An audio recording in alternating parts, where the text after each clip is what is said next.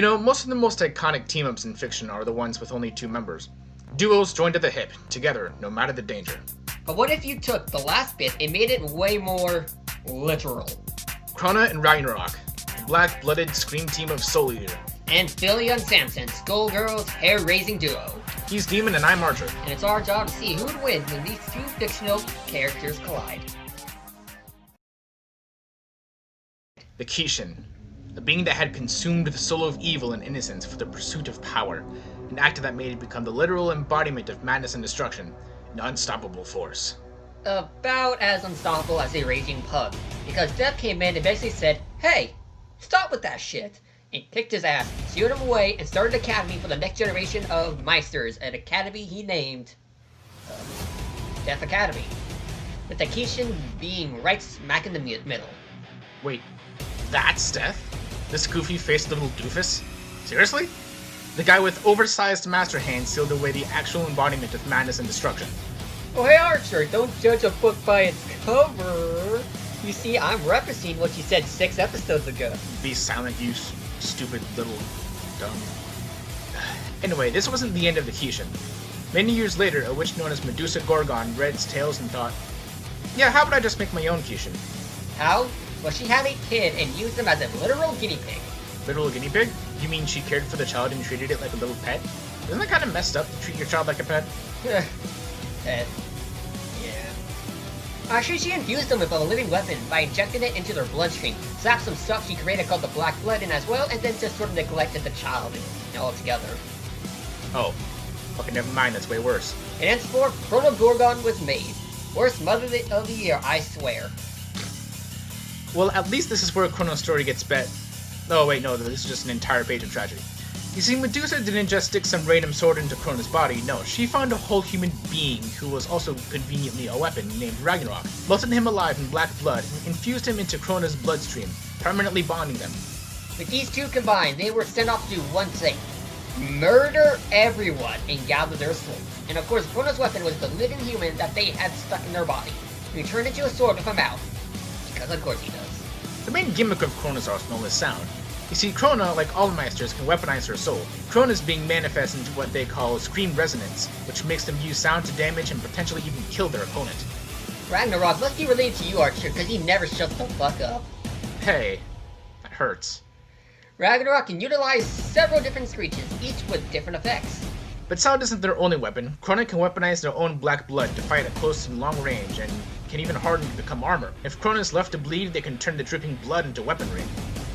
Weaponry like these weird blood needles, or even lances, wings, daggers. Heck, Crotas can even have a xenomorph experience and have blood burst out of their chest at some form of fucked up self-defense mechanism. Man, how does this kid not feel any of this? Given Crona's life is suffering incarnate, they've probably just developed a crazy resistance to pain at this point. Fuck. What the fuck, man? Fuck! Give this kid a cookie. Long live and prosper, little dude. Should I tell him? Nah. But that's not all. Crona can affect enemies with madness, which makes both Crona and their opponent basically wild animals, not scared of fear or death or basically anything. Madness actually can be enhanced, like when Crona feuds with beings like the Black Clown and the Demon Item Brew. Wait, how did a clown make them go mad? Shouldn't they be more so happy cheer stuff? Demon, have you never met a clown in real life? Their laughter, their behavior, their movement and actions, it would drive anyone mad. Archer, do you have something to tell me? Bobo won't hurt me anymore. I made sure of that. Oh, you're a little bitch. I will burn you alive as well, Demon, try me. Okay. Jeez, man. And you say I have problems. Yeah, and you stay quiet. So, back on track. Fusion Crona can control their blood even more, pretty much being able to morph their body into basically anything they want, becoming something far more maddening. And when they fused with Asura, the original Kishin, they grew these 2 extra arms to 3 sword style. Yes, 4 arms for 3 swords. You would need that many arms to fight against some of these heavy hitters Crona went up against too, like Maka Avon, Death the Kid, and Black Star, who was fast enough to go at a speed of over Mach 9000 when going to this stupidly named castle. That's Baba Yaga Castle, Demon. Ran by Arachne. Yeah, man, and I can still just hear stupidly named castle. And that's not all they can do. One time they liquefied the city in Ukraine.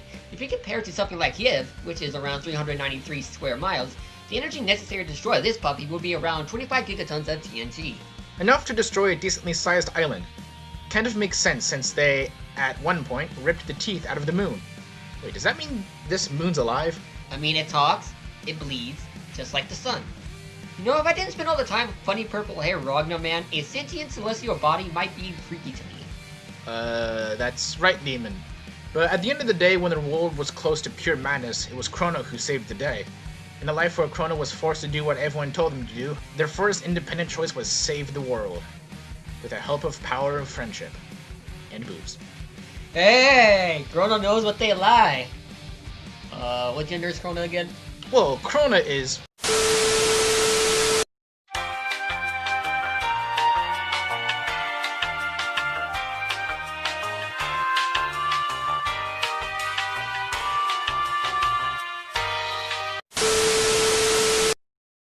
Oh, never would have thought of that. What a hoax! I can't wait to hear the audience reaction. Right. As powerful as Crona is, they can be a bit south of sane sometimes. I mean, when you try and make your child the next embodiment of madness, madness ensues. In a prolonged fight, Crona could get really unstable. Weakness for Crona, but not too great for their opponent either. You certainly better hope it doesn't go that far when you fight against the deadly duo of Crona and Ragnarok. Leave me alone. Why don't you understand? You're such a weakling. You'll just lose again. Why do you insist on fighting when you know you can't beat me? Don't look at me like that. That's a determined stare you're giving me, and I don't know how to deal with it. It's very unsettling. What if I told you of an item? An item which, when held by a girl of pure heart, will grant her a wish no matter the cost. Well, I say that's sexist, because why can't a guy use it? I also say that's very elitist. What, it just decides if someone's heart is pure or not? That's not something you can objectively measure. This item sounds like a real dickhead. So, can we all just ignore Demon for the next few seconds? I feel we can all agree that's for the best. This item is known as a Skull Heart, being made 7 years after its last use. But this heart is... well, saying it has a phallus on its forehead isn't totally unjustified, I suppose. This heart can twist and bend even the purest and kindest wish into something awful and grotesque. It can stop war by killing everyone, bringing back someone you love as a mindless husk. If you want to be YouTube rich, it'll sell your soul to Raid Shadow Legends. No! The worst kind of fate. This is literally just that asshole genie Reddit thing. Yes it is. And it won't just do that. It'll also take over that poor girl's body and mutate him into some kind of skeletal husk called a Skullgirl. To cause destruction all over the world. You may be asking, why are we explaining this? Well... Filia was just an average girl of an interesting family, you could say, until her life was turned upside down. She met a parasite named Samson, which gave her a case of amnesia when it attached itself to her head, making these two the deadliest duo in Skullgirls. Ew, what's with the mouth and the back of her head? That's some whack-ass shit right there, let me tell you what. Well, this is interesting, Demon. Oh shit, now he's going to... This is most likely connected to the Japanese yokai called the Fudakuchiona, which is a lady who has a mouth on the back of her head with a humongous hunger. Wow, I'm sure everyone finds this really interesting. I'm gonna go talk about something that fucking matters now. Filia and Samson worked together to get the Skull Heart, hoping to return Filia's lost memories that Samson kinda got rid of. Hopefully, Filia doesn't find out. That sort of thing can ruin for relationships, man. In a world of immortal felines, crazy nurses, living cartoons, and a Shang Tsung knockoff, they would need quite a few tricks to get that damn Skull Heart. Hey, were you listening to me? Yeah, congrats on the baby. That's not what I... Of course, like you'd ever do anything productive. Filia is able to weaponize her hair, which... character who weaponized their hair. Well, she can turn her hair into drills, blades, spikes, wings, and a comb. Yeah, and a few other things that aren't important. She can even turn her hair into giant rows of teeth, and can use her hair to help her own physical attacks when needed. She can turn it into a giant scorpion stinger, a razor blade, a buzzsaw, a bunch of salon stub, and if Samson's feeling really frisky, an octopus that will grab and squeeze the enemy. And then her best normal attack, the greatest, most incredible, single most spectacular move of all. What is it? When she shows her inner static fan, she curls up, rolls into a giant ball of spiked hair, and spin dashes at her enemy. That's just a spin dash, Demon. She makes the Sonic the Hedgehog fans proud that Forces couldn't. Okay. Filia has moves known as blockbusters and showstoppers. Gregor Samson lets Filia harness her inner bug and turn into this really creepy cockroach and dart right at the enemy, sending them into the air. Hey, what if that cockroach was also a clown? Don't you start! Fenrir Drive harnesses their inner furry and turns Samson into a snarling wolf head that dives down on the enemy. And then, Frickle Bizarre, well, just look for yourself. Nice. Airball for the win. Gross. Fortunately, with Skullgirls being a fighting game, feats are kind of hard to come across for each individual character. So, instead we're going to have to scale her to various other feats from characters in her game to form a rather rough estimation of what she's most likely capable of. For one, she's able to match the power and speed of the anti-Skullgirl character Peacock, who can fight and take out Marie. Why is Marie so important, you may ask? Well, take a look at what she can do in Squiggly's story. Well, besides being able to affect multiple city blocks, which risen the dead all around them, more importantly, she lifted this decent chunk of a building and chucked it miles away from her. Now, if we go to Big Band's story and look at the back in one of the scenes, we see a certain broken building in the background. Safe to assume this is what's left of the building Mari tore apart and thrown. Take that the average skyscraper is around 416 feet tall, and the average weight is a rough estimate because the building is not broken, 35 million tons of weight. We deduce that as far as Mary threw that chunk, because you can see where the only source of water is at the far end of the location, miles away, we see that this feat is at least 2.8 kilotons of TNT. Enough to really destroy a couple city blocks. Well, that was a lot more words coming out of you than usual. But besides that, she has kept up with Peacock as well. The same one with rocket-propelled boots. The Avatar can go around Mach 9, but since Peacock is geared up with some of the best stuff, she's most likely even faster. Which makes a bit of sense, since other Skullgirl characters like Valentine is able to easily dodge point-blank machine gun fire. Besides that, there's nothing else. Like, she is naive and all, but that doesn't really affect you much in a fight to the death. Well, let's wrap this up. In the end, Filia got the Skull Heart after being married toe-to-toe and got her wish. Sorta. You see, Filia remembered she was part of the Medici family, one of the most hated families in the Skullgirl universe. Come on, how bad can they be? Well, for one, they had Marie and Peacock. Before who they are now, they got put into slavery, gouged Peacock's eyes and crippled her to a great degree, killed off Squiggly and her entire family. I'm 90% sure they're the ones who made Big Band into musical Robocop, intimidated and brought a fish family that misfortune really cared for into massive debt, and the list goes on. Wow. Fuck 'em. Well, Filia learned about her old friend Carol, who was Painwheel. We didn't say it earlier because it got looked over as quick as we did right here, so instead of getting her memories back, she wished for Painwheel to be given back her normal life. Maybe that's the only time the Skullgirl did something good. Oh, never mind, it's still a dick. But at least she still has Samson, because these two hair raisers will always stick together. For better or for worse.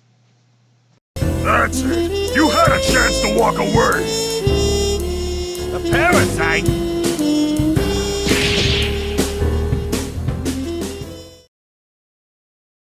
Okay, the combatants are set. Let's settle this. Time for these two fictional characters to collide.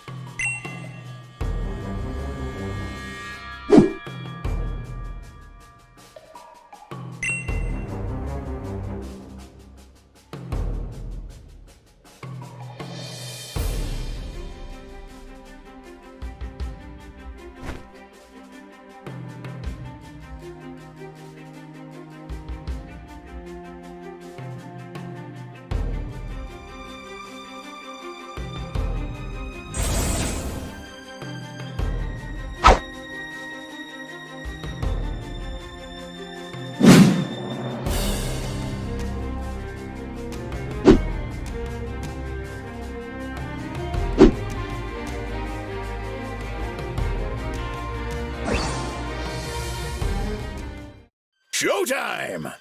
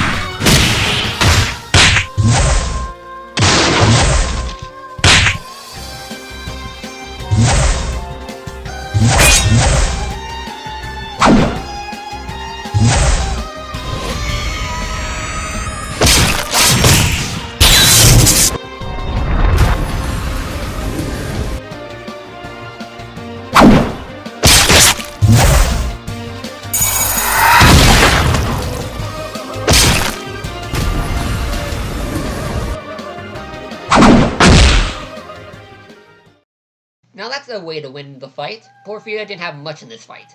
Yes, Her and Samson already has a way better arsenal for a close range fight, but too bad, Crona and Ragnarok beats them in every statistical way. Let's start with speed. Well, yes, Filia has scaling to Mach 9 Peacock and bullet dodging Valentine, but that means nothing while Crona has Mach 9000 scaling to Black Star. So Filia isn't going to be able to get around Crona fast enough for chip damage or to even land a fatal hit out of nowhere. And being honest, that's not talking about strength difference.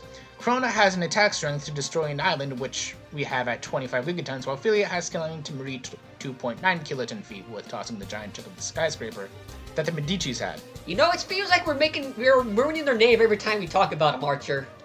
It wouldn't be the first time on this show. Oh well, and even then, that feat is a major rough estimate of its highest possible level, since she didn't fully throw the entire building and just a huge chunk of it. For all we know, the potency is even smaller than that, and that's not including the little detail. While yes, Filia and Samson is much better duo when it comes to teamwork, they just couldn't really match up to Crona's Scream Resonance, which benefits them from long and close range. If Filia gets close, she gets vaporized. If she stays too far away, she gets killed by the area of effect as well. So in reality, she really didn't have a good way to keep alive for long. And that's not even including the madness effect, which would most likely just make Filia not see the major danger she's against.